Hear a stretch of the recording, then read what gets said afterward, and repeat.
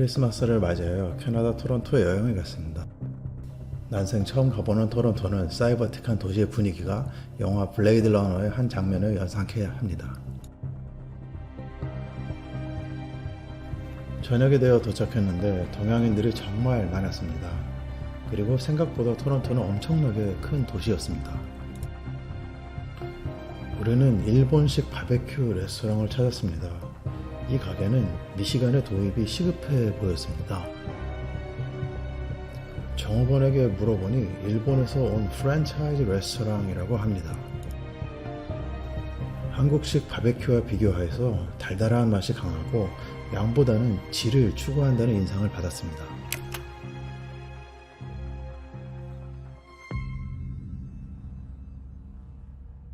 한적한 미시간에 살다가 대도시에 오니 다소 긴장되고 한편으로 흥분이 되었습니다. 우리가 머물렀던 호텔은 1903년에 지어진 건물로 토론토 최초의 럭셔리 호텔이었다고 합니다. 대형 크리스마스 트리를 로비에 설치하여 연말 분위기를 자아내었습니다.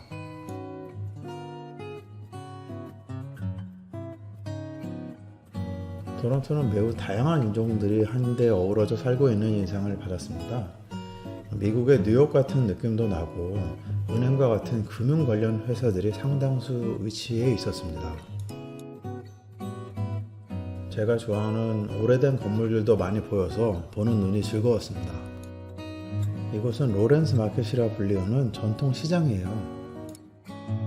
토론토에서 수많은 사람들을 보며 결국 도시가 성장을 하기 위해서는 도심에 사는 사람들이 많아져야 한다고 생각했습니다. 디트로이트나 폰티악의 경우 다운타운에 살고 있는 사람들이 토론토, 시카고, 뉴욕 같은 대도시에 비해 적은 편입니다. 최근에 성수동이 뜬 것도 고급 아파트 단지가 들어오면서 거주하는 인구가 증가함에 따른 것이 아닌가 하는 생각이 해봅니다. 아울러 성수동의 대형 연예 기획사 및 스타트업들이 입주하게 되면서 도시가 급속 성장을 했다고 합니다.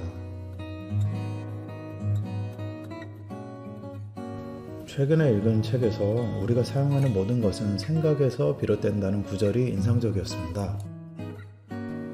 토론토에서 엄청나게 큰 빌딩들을 보면서 이 모든 것들이 누군가의 생각에서 비롯되었다는 사실을 알게 되었습니다. 그 오랜 옛날에도 누군가는 엄청난 비전을 가지고 거대한 건축물을 현실화시켰던 것입니다. 그러한 생각들이 모여 지금은 대형 빌딩들이 숲을 이루고 계속 성장하고 있었습니다. 토론토의 경우 신기하게도 도시 발전에 있어 토론토 대학이 큰 기여를 했다고 합니다. 토론토 대학은 다운타운 중심에 위치해 있다고 하는데요. 이러한 형태의 대학은 미국에서 좀처럼 찾아보기가 쉽지 않은 것 같습니다. 미국의 주요 대학들은 대도시에서 약간 떨어진 외곽 지역, 때로는 우범지대에 위치해 있습니다. 물론 NYU 혹은 조지 워시턴 대학처럼 도시 한가운데에 위치한 대학들도 있지만 토론토 대학처럼 엄청난 규모의 학교가 도시 중심지에 위치한 케이스를 잘 보지는 못한 것 같아요. 그런 점에서 대학을 중심으로 한 토론토 도시 발전 모델을 잘 참고하면 좋은 인사이트를 얻을 수 있을 것 같습니다. 토론토의 CN타워는 여러 고층 건물들 때문에 최소 300m 이상의 새로운 안테나의 필요성에 따라 건설되었다고 합니다. 저녁에는 자 비스트로라는 일식집에서 사시미와 스시를 정성스럽게 플레이팅한 음식을 먹었어요. 평소에 뵙고 싶었던 한 교수님과 식사를 하면서 깊은 이야기를 나눌 기회가 있었습니다. 요즘 한국은 오마카세가 인기라고 하는데 그와 유사한 기분을 느낄 수 있었습니다. 이러한 형식의 가게를 미시간에서는 좀처럼 찾기가 어려운데요. 누군가 시도를 한번 해보면 좋을 것 같다는 생각이 들었습니다. 토론토의 길거리를 걸으며 생각한 것은 이곳에서 사람들은 같은 풍경을 바라보지만 그 삶의 궤적은 저마다 다 다르다는 것이었습니다. 누군가에게 있어 이 도시는 너무나도 낭만적이고 아름다운 도시로 여겨지겠지만 다른 누군가에게 이 도시는 차가운 콘크리트로 만든 침대와 같은 도시일 수도 있겠습니다.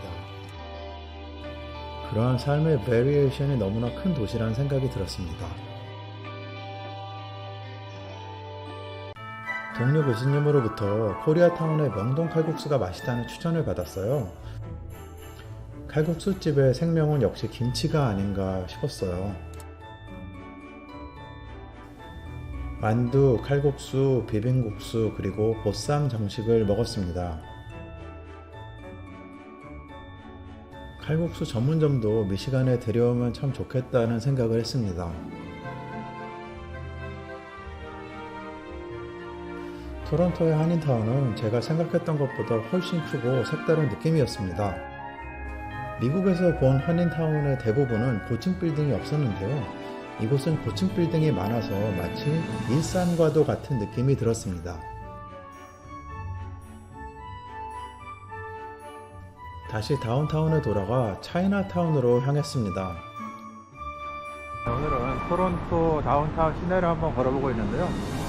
이곳에 오니까 다양한 민족의 사람들이 많이 보이고 먹거리, 볼거리들 참 많은 것 같습니다. 미시간에서만 살다가 이렇게 토론토 다운타운에 와서 걸어 다니니까 좋은 것 같아요. 전날 눈여겨보았던 일본식 치즈칼 가게에 가보았습니다. 이곳은 사람들이 줄을 서서 사먹는 맛집이었습니다. 원래는 허름한 빵집으로 시작했다고 하는데 장사가 잘 되면서 크게 확장을 하고 프랜차이즈화 되었다고 합니다. 역시 줄 서서 사먹는 집은 절대로 실명을 시키지 않는 것 같습니다.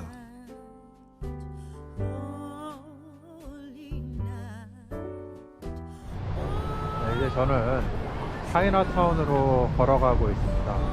차이나타운에는 다양한 중국 음식들과 특히 덤플린이 유명하다고 하는데요. 이렇게 차이나타운이 큰 곳이 북미에도 몇 개 안 된다고 하니까 얼마나 큰지 한번 알아보도록 하겠습니다. 네, 여기서부터 이제 본격적으로 차이나타운이 시작된 것 같은데요. 네, 정말 이렇게 보니까는 뭐 여기가 중국인지 캐나다인지 분간이 안 될 정도로 정말 중국인들도 많고 이렇게 거대한 타운이 형성됐다는 것이 참 놀라운데요. 어떤 계기로 이렇게 중국 분들이 토론토에 정착을 하게 되었는지 알아보면 참 재미있을 것 같아요. 보시다시피 거의 모든 글씨가 중국말로 되어 있는데 그 와중에 또 이렇게 한국 식당들도 눈에 띄는 것 같습니다. 그냥 어마어마하네요. 어마어마합니다. 오늘은 크리스마스라서 가게들이 좀 문을 많이 닫은 것 같은데 그럼에도 불구하고 많은 사람들이 이곳을 찾아서 음식도 먹고 디저트도 먹고 그러면서 즐거운 시간을 보내는 것 같습니다. 여기 중국 베이커리가 눈에 보이는데 맛이 있을지 모르겠네요.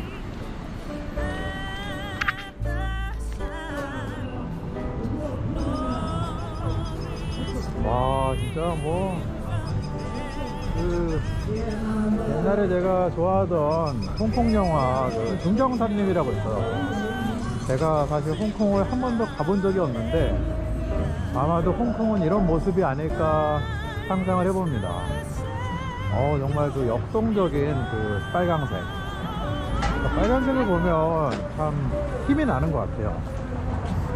그리고 상인들이 열심히 일을 하는 모습들을 보면서 진짜 나도 열심히 살아야겠다 다짐을 해봅니다. 차이나타운을 가보니 완전히 다른 세상이었습니다.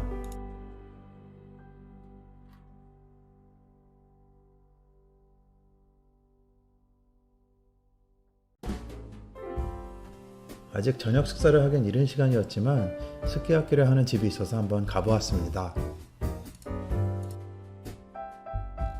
저는 태어나서 처음으로 일본식 스키야키를 먹어보았는데요.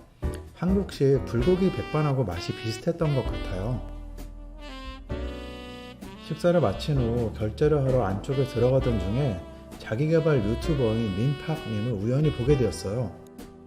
그냥 나갈까 잠시 망설였지만 용기를 내어 인사를 했고 고맙게도 함께 사진을 찍었어요.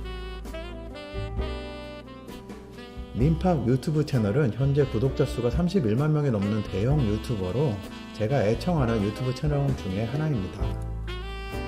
사실 토론토 오기 전에 그분 유튜브 영상을 보고 토론토에 가면 혹시 만나게 되지 않을까 생각했었는데 현실로 일어난 것입니다. 최근에 관심이 가는 주제는 과연 우연이란 무엇인가입니다. 운칠기삼이라는 말도 있어요. 세상의 모든 일에 있어서 운이 7할, 노력이 3할이라는 소리입니다.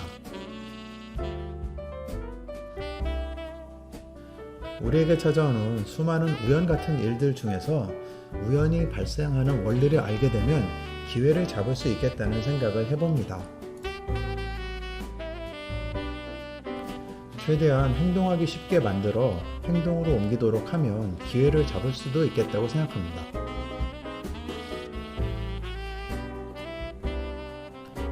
이렇게 토론토 여행의 마지막 밤이 저물어 가고 있습니다. 이날은 크리스마스 날이어서 수많은 사람들이 토론토 다운타운에 모여 즐거운 시간을 보내고 있었습니다.